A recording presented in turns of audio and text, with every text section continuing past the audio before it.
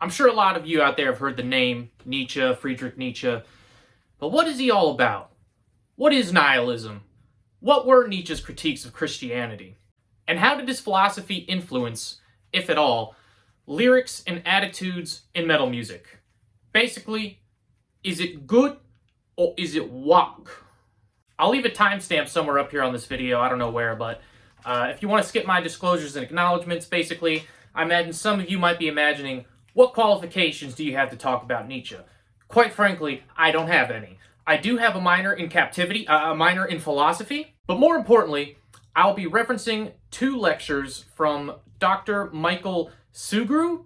I don't really quite know how to say that. The Nietzsche and the Death of God, and Nietzsche's Critique of Christianity, the Genealogy of Morals. Now, I don't know exactly where this professor taught, but I know he got his PhD in philosophy from Columbia University. And if you're interested in any further reading, in addition to the lectures, I will link those lectures into the description. You can also check out the books themselves. I believe it's Beyond Good and Evil and the Genealogy of Morals. Damn it, not again! This is why everyone leaves. So anyway, where do morals come from? Why do we associate the charitable man as good and the conqueror as bad? It seems in nature there are no moral judgments. Sparrows eat nuts, hawks eat sparrows. We don't say that a sparrow is morally superior to the hawk because it's a vegetarian. It seems in nature there are just things that happen, and then we as humans then assign a moral value or a moral judgment to it. And basically, Nietzsche feels that all of moral philosophy has essentially been an unnatural code of conduct, in the sense that humans, we may have the urge to dominate, but we must restrain from that urge. And Nietzsche is like, why create a moral philosophy that is in direct contradiction to what seems to just be natural? Nietzsche doesn't mess with the idea that there is, a lot of philosophers say that there's kind of the natural world, the mundane world, the world of things and objects, things that you can touch, things that are around us. And then there's the world of higher ideals, of the Platonic forms, things like that. Nietzsche thinks that's a bunch of hogwash. We should keep our philosophy grounded in what is real and tangible. Nietzsche wants to create a moral system that is in alignment with nature and in alignment with our need to dominate and conquer and whatnot, instead of having the Christian morals which are in direct contradiction to that. And Nietzsche says that Christianity deliberately constructed this moral philosophy in such a way as a mean to further the church's own interests and control. So the way Nietzsche sees kind of the natural order of things is that there are kind of two classes of people. The Underman, the Untermensch, basically the people who take orders, and the Übermensch, the Overman, a person of historical consequence, think like a political leader, influential artist, something like Abraham Lincoln, Pablo Picasso, people on that level. And obviously that is in contradiction to Christian moral thinking, which is that all souls are equal in the eyes of God, God loves all of his children equally, etc. So I'll revisit in a little bit more detail, what Nietzsche says about, the herd and the people of historical consequence. But right now, I just want to real quick dive a little bit deeper into Nietzsche's dissection of Christian morality. So when you start with the origins of Christianity, it kind of took off amongst the peasant classes in Rome. And as the professor says, it was kind of a way for the peasants to get a one-uppance upon their masters. I'll play a clip real quick here where he explains it. I think it really puts a good, wraps it up nicely with a little bow. Nietzsche argues that Christianity and its myths was organized so as to articulate the perspective of the slaves, of the inferior, of the feeble, and it was a way of having revenge upon masters, having revenge upon warriors, having revenge upon those who could oppress them, and turning the tables by offering a scale of values that was different from and independent of that of the master class. Nietzsche says that the slaves have their revenge, and the triumph of Christianity in the West amounts to the triumph of the slave, of the inferior, of the weak and impoverished. Some other examples you can kind of see of this divine revenge. Dante's Inferno Famously, Dante put a lot of people that he did not like in his version of hell as a way to kind of get a one-uppance on them. You know, you might have beaten my city in the war, but you're in my version of hell, fucker. Or if you've seen that meme running around on the internet where it's like half is just a kid and half is a soldier, and he's like, in the real world, I'm a loser, but in the gamer world, you're the loser. You know, it's kind of that, you know, vindictive attitude. So, you know, as Christianity is forming, it decides to associate some traits with good, some traits with evil. And what are typical, you know, Christian values? Kindness, charity, pity, etc. Basically, it is a moral philosophy based around protecting and sheltering the weak, you know, which was in contradiction to Roman thinking at the time, where they didn't really think about good and evil. It was more about, were you capable or incapable? You know, can you take this city from the Carthaginians or whoever? You know, can you do it or not, basically? None of this pity crap. So one example of some metal music that shows kind of this attitude of the capable and incapable. Creator, 2001, Violent Restitution, song name, Servant in Heaven, King in Hell. Some may struggle and some may fall. One only follows, another one leads. Yet while some only endure constant slavery, others satisfy their never-ending dream. You know, Nietzsche thinks that these Christian values of caring for and protecting the weak, quite frankly, are holding back the great minds of our culture. Nietzsche does not like the fact that Christian morals placate essentially to NPCs. He says, why should we accommodate them?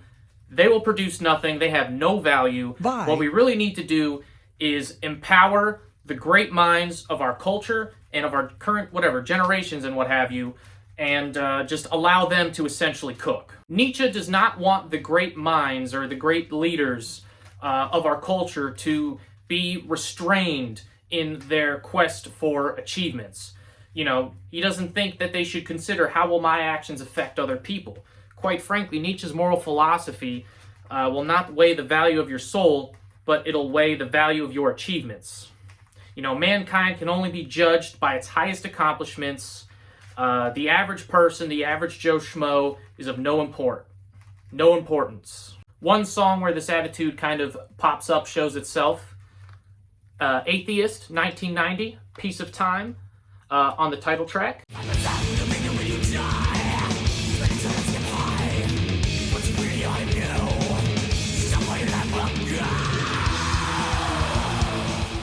And, you know, one of the things that Nietzsche thinks is like, look, if you want to achieve great things, you know, you might have to do some naughty things. Cruelty, instead of a vice, might be a virtue. You know, if you want to make an omelet, you got to crack a few eggs.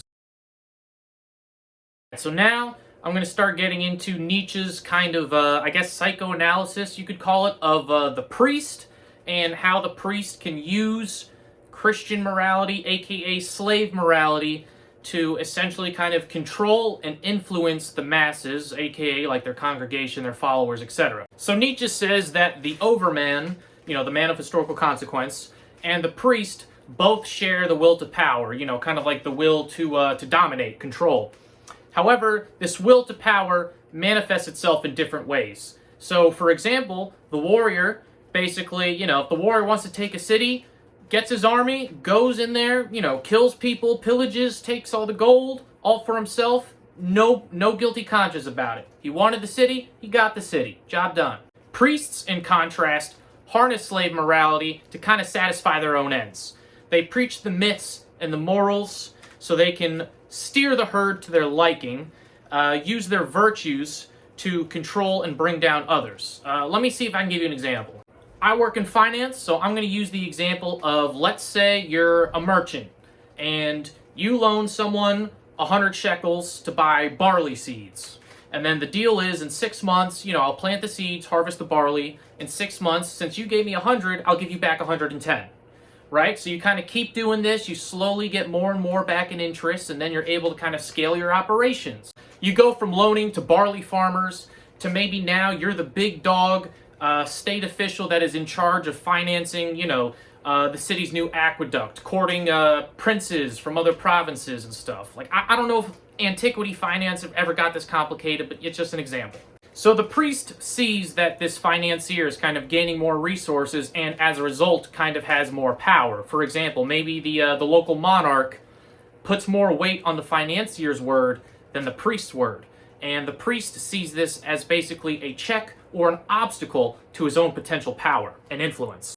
So the priest holds his mass, tells the congregation that good Christians give their alms to the poor, that they should not charge usurious interest rates, that having wealth corrupts, and that anyone who has acquired a lot of wealth has likely gotten it from dubious means. And those in the congregation, the herd, the have-nots, the impotent, the incapable, they hear what the priest says and they're like, why does that person have all that wealth and influence?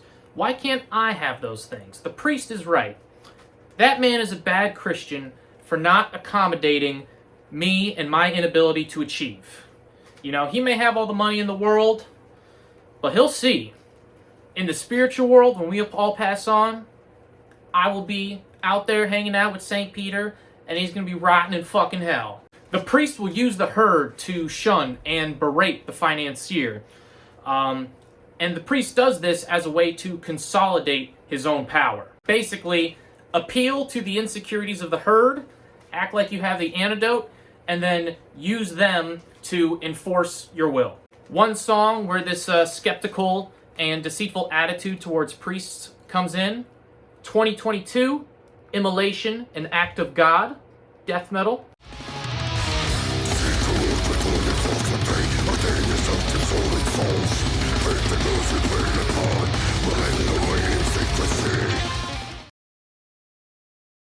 So now we're going to move on to nihilism.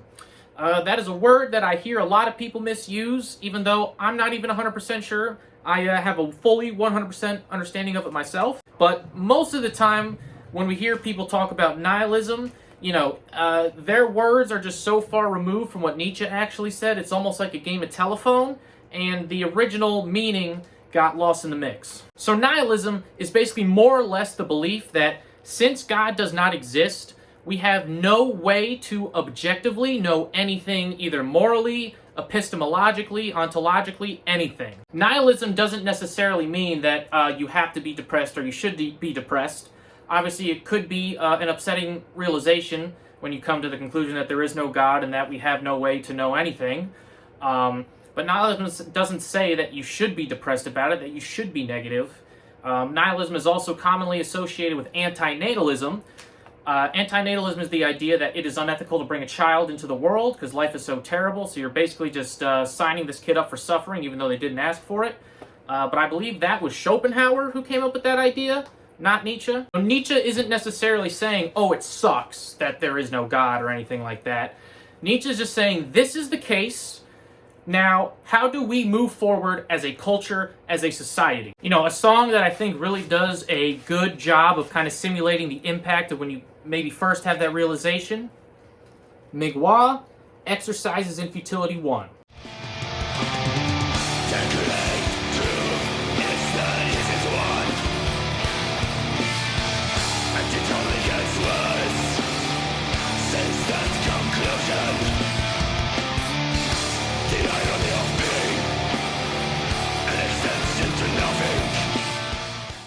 So, the famous saying, God is dead and we have killed him. Like I said, Nietzsche wasn't saying that that sucked.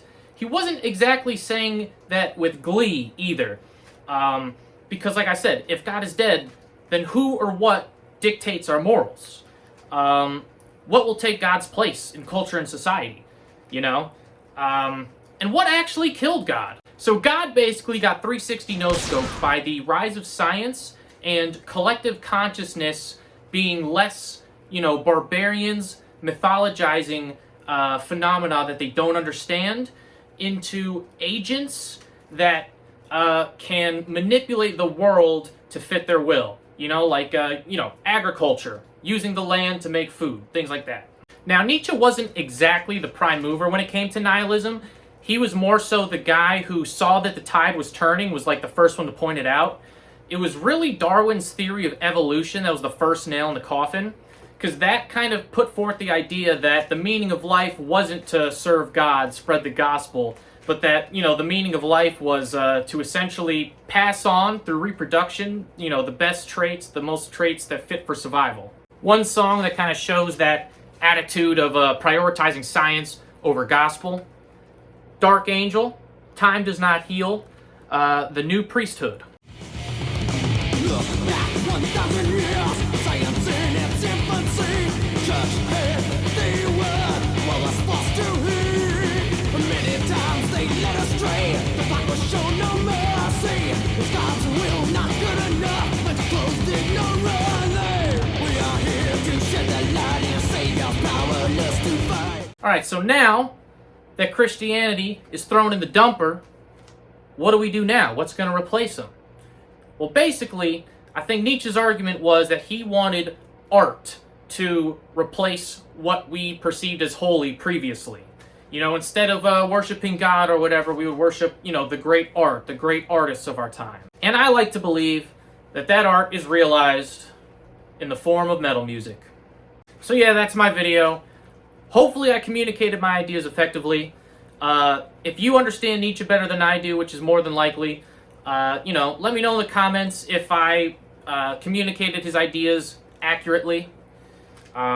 Just wanted to try something different. I feel like there's a lot of influence in metal music, and I don't know, people don't really talk about it. So I was like, let me give it a shot. I'll try to talk about it. Hopefully the video doesn't suck.